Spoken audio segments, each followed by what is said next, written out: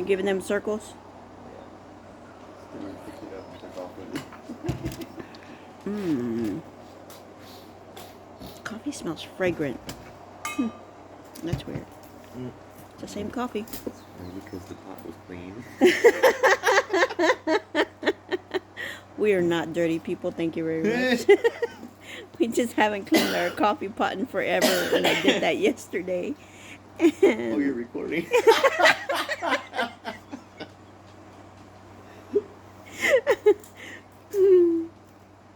You know, it's coffee. It's going to taste the same no matter whether it's clean pot or not. So whatever. Good morning, everyone. Shelly, Coffee, Anxiety, and Love. That's our sun coming up right now. It is about 7, and it's kind of cool out here. We're actually both in our robes, drinking our coffee. It's kind of nice.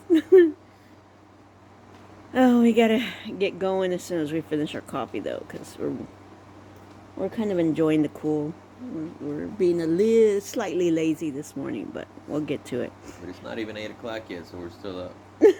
We're still up. It's not 8 yet, so we haven't started working. So, but I've been cranking out lately a whole bunch of different kinds of products. And my projects this time around are going to be more, oh, that's pretty. Kind of more using up some beads and things like that I have, that I'm just going to make miscellaneous earrings and necklaces and stuff like this. I know it's kind of dark. It's still kind of dark out here. But I'm just going to start putting things together and start mismatching stuff. Oh yeah, and CJ has a whole bunch of calves he's been doing. So July was a rough month for us. It's been a rough month, and we've been talking a lot about things that are going to be happening real quickly soon. This project we're on ends the beginning of September, and we're going to be, look at the way that shines in the sun. It's the same stone. Looks like this.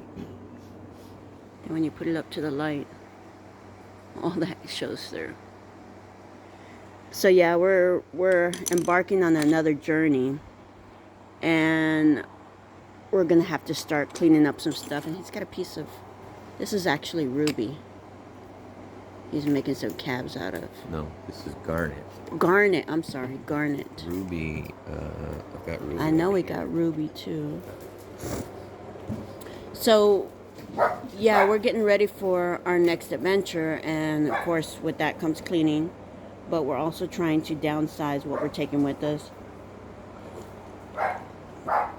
And CJ has a lot of slabs that are big chunks. This is a small box, so this is very small, but he has some fossils down there as well. So we're trying to prepare ourselves as much as possible for taking smaller pieces of this, that, and the other. And this is the ruby. This one I like. This is a raw piece of ruby. And then this is garnet. I think garnet is January. I think garnet is Joe Jr.'s. Yeah, garnet is Joe Jr.'s stone. What's the matter? But yeah, that's what we're trying to do right now. So I'm just going through and finishing up some of the beads that I have there. Making different things. I did a couple of rose earrings. These sold, when I made it the last time, I made a set with the earring and the necklace, and these sold right away. I did them in silver. I'm out of that silver, so I'm doing the copper right now. Just whatever I can envision with what I have. I actually at one point started separating some beads that were kind of like the same color, same size, looked the same texture and everything. I had already started doing that, and so I'm going through and putting together different like bracelets or earrings or rings or whatever. I like this pretty little gray bead. These are actually plastic beads, but it's just so pretty. I'm searching through my box to see if I can find another one. And let me show you the box. This box at one point in time was actually full. Full. And this is where I'm at now. I'm kind of like rummaging through. And right now at this point, it's kind of like therapy. Oh, what is that? No, that's different. So, huh? Make that another therapy box. I know. A bag of beads, therapy box. So, yeah, I have this, let me see. Oh, there goes one. So I keep, that's my little river rock collection in the jar. Let me see. And this, every now and then, I just go through and mess with the stones and just kind of like push them around or whatever. I also have been collecting different feathers that we've been finding. I have a whole bunch everywhere. But yeah, I've been putting them in here too. Oh yeah, we found these yesterday. And then this one. I think this is turkey too, or vulture? Vulture, yeah. There's a whole bunch that were just on the power line. When I was going to check up on the house, there Yeah. were like 10 of them up there. Oh. They flew off when they heard the ring. Yeah, this early in the morning, right before the sun comes up, or as the sun's coming up, we'll go kind of like out around the side of either side of the barn, because you can hear the vultures. There's like a power line directly behind us, and you can hear all the vultures just cackling and making all their noise and crap. And CJ and I go around doing from Jungle Book? What you gonna do? What we're doing today? What you gonna do? The way the vultures. It looks like they're having their morning breakfast meeting out there. So yeah, that's what we're doing right now. I know we haven't talked in a while. July was rough, like I said. Beginning of July, we went into Houston to go do a vendor event. Number one, got the date wrong. We showed up on Saturday. We weren't supposed to be there. Either we were supposed to be there, had the option of being there Friday or Sunday, but completely missed that. But at the same time, we were having trouble with our truck. It kept, kind of like, not overheating, but the thermostat kept going really high. So we eventually got to his dad's. Luckily, gratefully, we made it to his dad's the whole trip from here to from San Antonio out there. And we made it. So we were very, very grateful for that. But,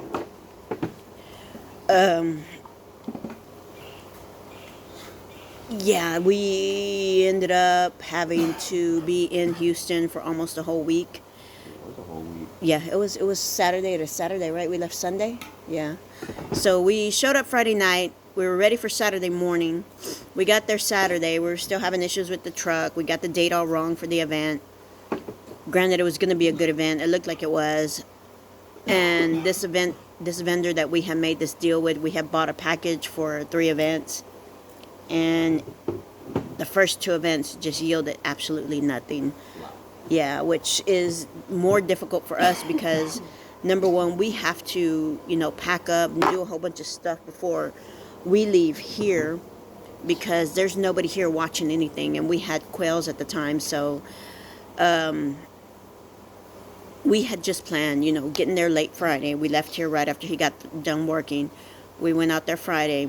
We got up early to start, getting ready for the event. The event was going to be an evening event, so we showed up at the event at whatever time, 4 or 5, whatever time we needed to get set up. And then when we got there, the truck was overheating. It was the wrong date. We had all this other confusion going on, so we just got frustrated, and we figured, it'd be better if we just get the truck home. We're having issues with it anyway, and we don't want to be leaving this event at midnight because it was running to midnight. We don't want to be leaving this event at midnight and then be having truck issues and have to wake people up or whatever. So we just decided to go home. So we got the truck back Sunday to his dad's house. We went through, started looking at everything, saw that the radiator needed to be fixed. We did the radiator. I think we did the thermostat first, then we did the radiator. Since he was doing, we found out that maybe we needed the water pump. So since he was doing the water pump, we went ahead and did our power steering pump because that had been out for a while. So we went through all that, did the hoses and everything, and it was still overheating come Thursday, Friday. Thursday, we had to get his sister to bring us back out here to check on the birds, which we came just in time because they weren't doing great, but they weren't doing horrible either. Yeah, 2 of them had already died. So we needed to fill them up on food, get them some clean water. And we have 2 sets of quails. We have one down here by us near the trailer, and then there's one up on the hill behind the house, or the front of the house. It's the house is orientated weird. Like when you're coming up on the property, that's the back of the house, and then the end of the property is the front of the house. So there's a quail cage up there in front of the house. So we came back just in time, fed them, got everybody's, fresh food, fresh water, fresh everything, and back home. Unfortunately, we had to bug his sister, and it was her birthday. Well, it was going to be her birthday the next day, and, we felt really bad about making her do that. At the same time, she was in the middle of packing. She had to pack her apartment because she was moving.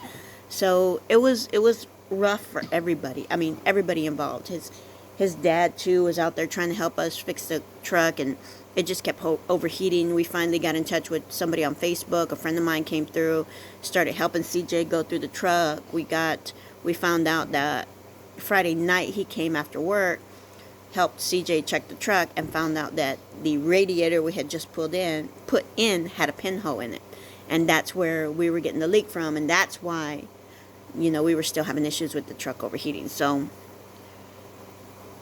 by Saturday we got another radiator, which was another whole incident in itself because we bought it out of a commercial line from a friend who was a mechanic. He bought it for us.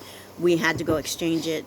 We couldn't just go to the store at 7 o'clock in the morning when it opened on Saturday. We had to wait till the commercial side opened up, and commercial side decided to open up whenever the hell it wanted to. So we kept calling every hour on the hour from 7 o'clock in the morning to see when commercial was opening. They opened finally after 10.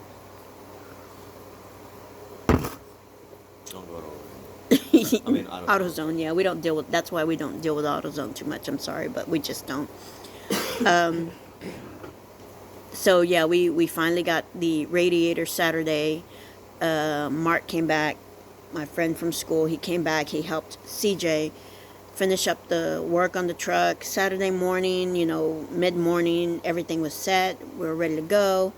We go and test drive it with him, and we don't even get like halfway down the block, and it starts overheating again. We bring it back. We notice there's a overflow of, what is that stuff? Coolant.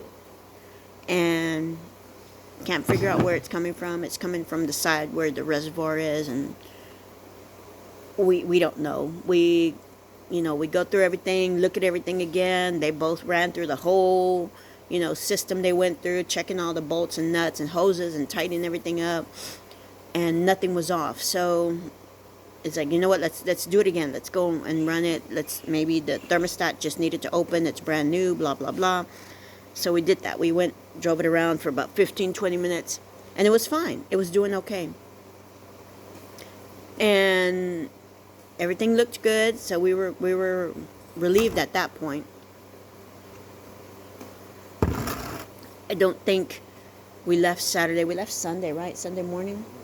We left Saturday? After all that, we left. Okay, so as soon as they were done, I don't know, the whole week just jumbled, So after they got the whole radiator and everything else done, we packed up what little bit we had there, because mind you, we only went for a couple of days. We could not have afforded to stay there that long, number one, money wise. Number two, because we had the quail here, we knew we had to hurry up and come back. we ended up staying a whole week from Friday to Saturday. So it was hard because this one's pretty. It was hard because number one, we weren't prepared, and number two, we didn't have enough of anything to even kind of work and keep our mind busy. So CJ didn't have, all his things that he needed to nap. And I didn't have all my things I needed to do all my beading and stuff like that. Like, I had my beads and stuff for repairs, but I didn't have any kind of boards or any kind of loom or anything like that to work on. So we really got stuck there and just in this state where we started getting really frustrated, and then it started getting to the point where we got frustrated with each other. And I'm going to say that's me. I started getting really frustrated with the whole situation, CJ, everything. And of course, when things like that start happening, you start having arguments and biting each other's heads off and things like that. And it's really for nothing. It's just the fact that you're in a situation that you can't control. So you want to do something that you can. And maybe that's where that came from. I don't know. I don't know. I got to keep moving this because the sun keeps going weird. But I don't know. So whatever it was, we got through it. We got home Saturday late evening. And with that coming back, we took our time driving back. We didn't go too fast. We did, minimum speed limit. We did stop here and there. And it was very quiet, and it was very peaceful coming back. But at the same time, we were having issues because that moment, getting the truck done, wiped out our savings. Granted, we don't make a lot. We didn't have a lot. But what we did have was what we saved that in a very short time for a specific purpose, and I think that got us down more than anything, not being able to make that next move because we had to take care of this. And like CJ was saying, number one, be grateful because it happened in a place where we had help. We had our family around us, and our families did help. Be grateful, number two, because we had the funds to be able to take care of everything that we needed to, and we didn't have to ask anybody for money. Number three, be grateful because we're back home, we're okay, we still have a job, and we can do it all over again, and what we need is not a big deal. It'll take us a couple of weeks to make that money back, but we'll be okay, and we'll be able to do that and move on to the next step. And sure enough, maybe about a week later, we looked into a work post that a friend gave us on Facebook. We looked into it, started, researching, and ended up applying. Both of us ended up applying for this job.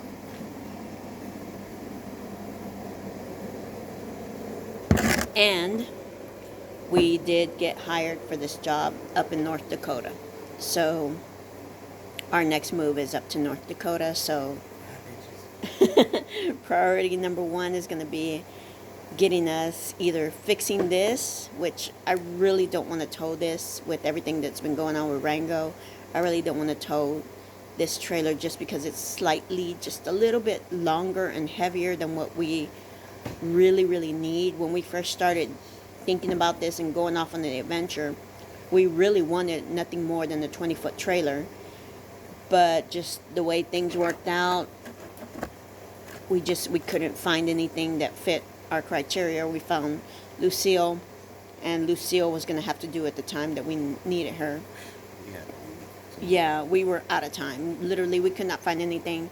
We had a week, and we needed to be at this job site within a week, and we hadn't even packed up everything, got rid of stuff at the house. We had a 3-bedroom, 2-bath house and a garage full of, workout equipment and working stuff for HHR. And yeah, we had already been downsizing, but we all know when it comes down to it, you do everything at the last minute no matter what. That's pretty much 98% of the people in this world when it comes to a big move. everything gets done at the last minute. So, and it wasn't a lot, but it was a lot. And it ended up being a bigger challenge because we had no idea how to live in a trailer and what we needed. So we literally started putting stuff in the trailer, and we're like, we need this, we need that, we need this, we need that. And by the time we knew it, we hadn't even got our clothes in there, our stuff that we needed for food, our pots and pans, our dishes. We hadn't even done that. And we're like, wait, we need our stuff first, like what we need day to day. We need to cook, we need to clean, we need to wash, we need to have clean clothes, and we need a bed. So we had to redo everything. So pull everything out, do that first, and then with the space that's left, then we bring whatever we need for the road. And a lot of that stuff, honestly, that we brought with us, we really didn't need. We really didn't. We brought it for the just in case this happens, just in case that happens. And luckily and fortunately and gratefully it hasn't, so we're doing okay.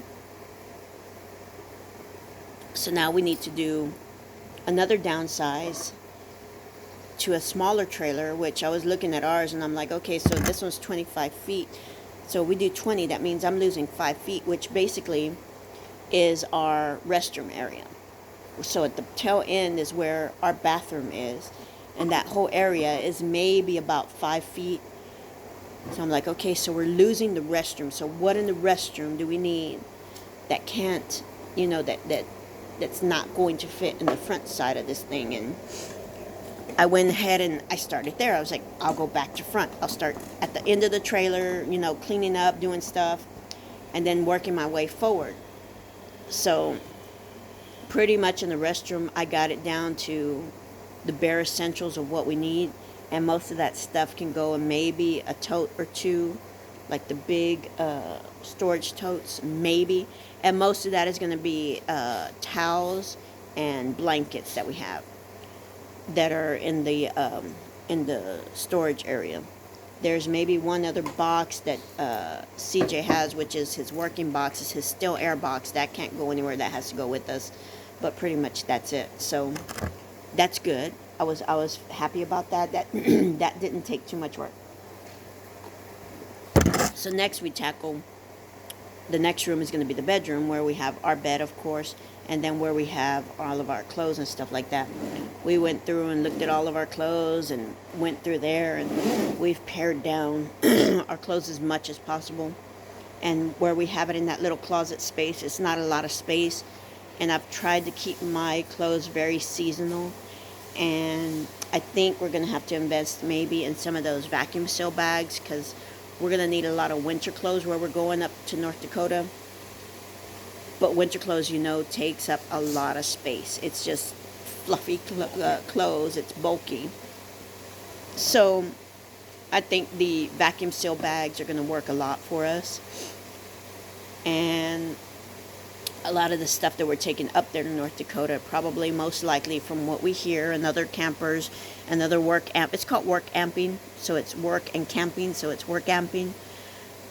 That a lot of the clothes that they take up there eventually gets ruined, because it's just, we're going to be working on a farm and it's just too much mud, and the mud is cakey clay mud, so a lot of the clothes isn't even going to make it. So we're going with that already in mind. So we've been hitting, there's a little secondhand store here in Hondo. Is it Hondo or Divine? No, in Divine, that we like, because it still has secondhand store prices. Like, you can find t-shirts for 50 cents. We went to a couple of the stores in San Antonio, and you're looking at $4 or $5 a shirt, and it's a tank top t-shirt. So no. Lucky if you find that. For the guys, I'm looking at most of the other places, I'm looking at $15, $20 for a pair of jeans. Yeah, $15, $20 for a jean, $10 for a shirt. New prices. Like, yeah, you can go to Walmart. Over here in Divine, we can hit this flea market and I can find a shirt for $1, $2, $3, and a pair of jeans for $5, $6. Yeah. Those are still old school thrift store prices. Something spicy in my coffee. don't even know Goodwill. Goodwill, forget it. So yeah, this store in Divine, I think is going to be the place where we go hit it a couple of more times, and they're only open for a short time on, I think, Wednesday and maybe Thursday. Yeah, they're only open Wednesday and Thursday. A lot of places out here, since it's such a small area, secluded area, not too many people. Opens. Yeah, all of the stores are either open on certain days, and then you only have a few hour window to get to those certain stores. The big box stores like Walmart, QT, whatever, they have, normal hours. But a lot of the other places, if you're not there before 6 o'clock, they're closed after 6. So there's no late night eating out here. There is absolutely no late night eating out here. Maybe you can catch a Whataburger or something. Or Maybe a bar. Mexican restaurant bar. But those are few and far between around here. And their food sucks. Yeah, and most of the food out here, I'm sorry, San Antonio, but it's not cutting it, man. So I don't know. That's fact. I mean, and we've even asked locals around here to direct us to a good Mexican restaurant. And they're like, oh, well, this one's okay. I go there, but, it's not the best. And I really haven't found anything. And it's like, dude, if you've been living here all your life in San Antonio and you still haven't found anything, what the hell? And Houston's something different. That's just it. We're from Houston, so that's something different. There's always good food over there.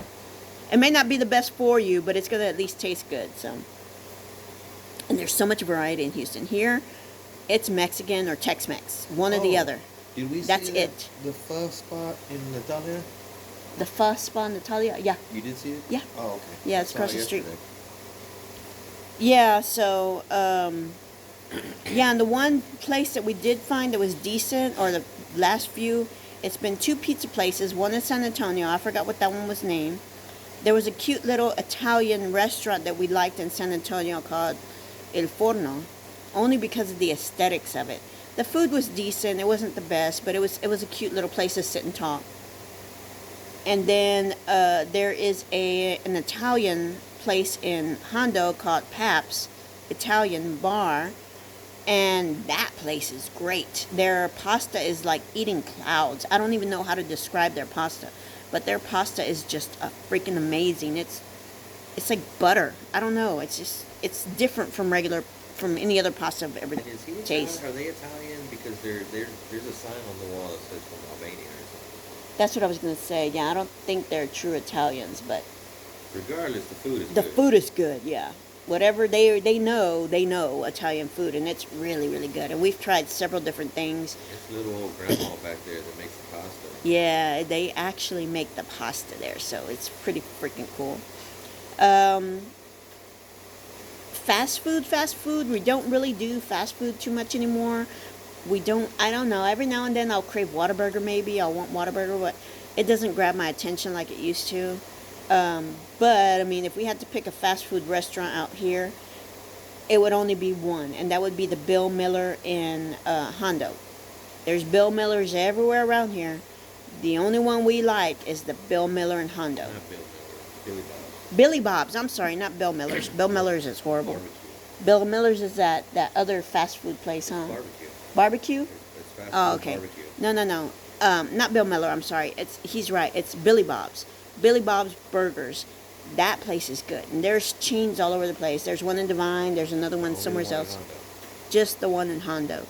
And only because of their customer service. We asked the Billy Bob and Divine to do a chicken burger for CJ because he doesn't eat beef. And all we wanted was to add mushrooms. It already had Swiss. All we wanted was mushrooms on our chicken burger, and they're like, nope, we can't do that. We can't do any substitutions. We can't add anything. We can't take anything, and blah blah blah. And I'm like, what? She's like, yeah, we can't do that. You get the chicken burger comes with this, and this, and that's the only way we can make it. I'm like, well, that. Extra button we gotta push. I'm like, what the fuck?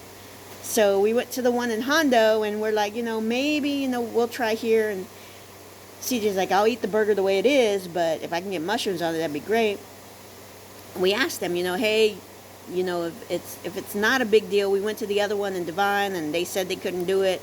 I know probably y'all can't, but is there any way you could possibly put mushrooms on your Swiss chicken burger?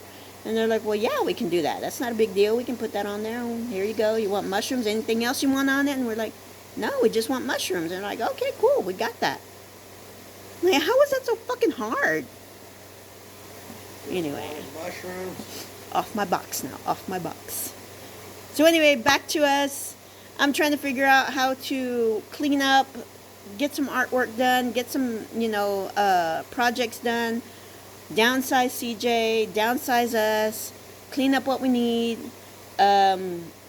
eat some of this stuff that we have in our freezer, because we're going to have to go somewhat with an empty freezer so we can buy food, because that's another thing. This place that we're going, it's only going to be a 2-week project. Very good pay for the 2 weeks, but a 2-week project, but that 2-week window for harvest time can extend the full month of October. So there's going to be days where it's too hot, or it's too cold, or it's too wet, or it's too much snow, and those factor into how you can harvest the beets. So they won't run the beet harvest that day, so we can't go work. So it may be a couple of days in between our couple of weeks that we need to be out there. They need 2 weeks for sure from us, but those 2 weeks run anytime within the month of October.